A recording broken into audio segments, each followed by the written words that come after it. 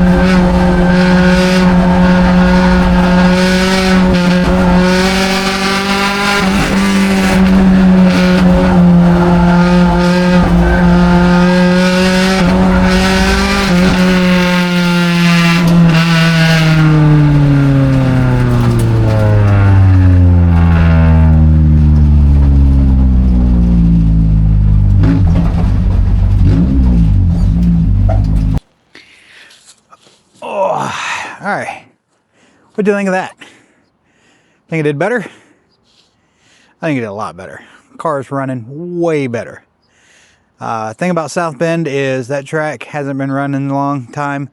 I don't know how well it's going to come out in the video or how well y'all saw it in the video, but I mean, the track was abandoned. They'd sold it. There's just a whole history with it. They sold the track, and then the sale fell through, and then the track sat empty for a year, and just nothing happened to it. And they reopened it to bring in some extra revenue. I don't know. I don't know what's going on. I'm not even going to pretend like I know what's going on. Never ran a track. Never owned a track. Never managed a track. So that track, though, because I hadn't been running so long, the track's in pretty bad shape. A lot of potholes. At one point, we run over a rock that was a pretty big old rock over there in turn 4. Heard it smack the bottom of the car somewhere. I doubt it did any damage, but we'll get it to the shop. We'll get it up on the lift. We'll look around. We'll make sure that we didn't hurt anything before this weekend's race. And we'll go over the car, but outside of that, the car did really well. It was fantastic. Had a little bit of issue getting grip in the first run. Car just felt really loose.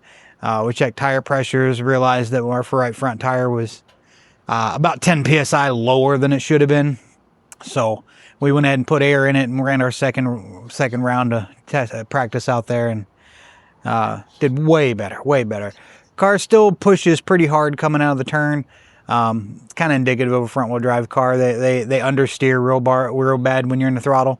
So, but I mean, I kind of was learning my line, getting an idea when to get in the throttle, when not to.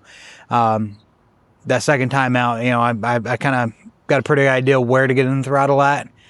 And, you know, I'm talking, I'm in the throttle hard, and the whole time the car is pushing me up to the wall. But if you time it just right, it'll push you right up to the wall on the straightaway, and then by the time you're near the wall, you're in that straightaway. You're going straight. You know, that's what the car wants. And that's how you get in the corner fast. You come in that corner, when you're coming out of it, you mash the throttle basically to the point where you just time it just right to where by the time the car gets done pushing you up against that wall, you're at the straightaway and you're going straight. So did really well. First session we did 17.1, I think it was. You tell me. Y'all just watch the video. It's on the video. The second time out on the track, we did 16.01. Now, I don't know what lap times are for that track. I don't know if that's good or if that's bad. Can't really compare it necessarily to Plymouth, where we were at last time. It's a little bit bigger track, but second practice session, had another driver out there with us, and we were keeping up. He didn't leave us in the dust like when we were at Plymouth last time. So we got to be doing something better. We got to be learning. We got to be getting better, and that's the whole point. We're getting better. I think this weekend, I think with other drivers out there, I think we're going to do freaking awesome. I got really high hopes for it.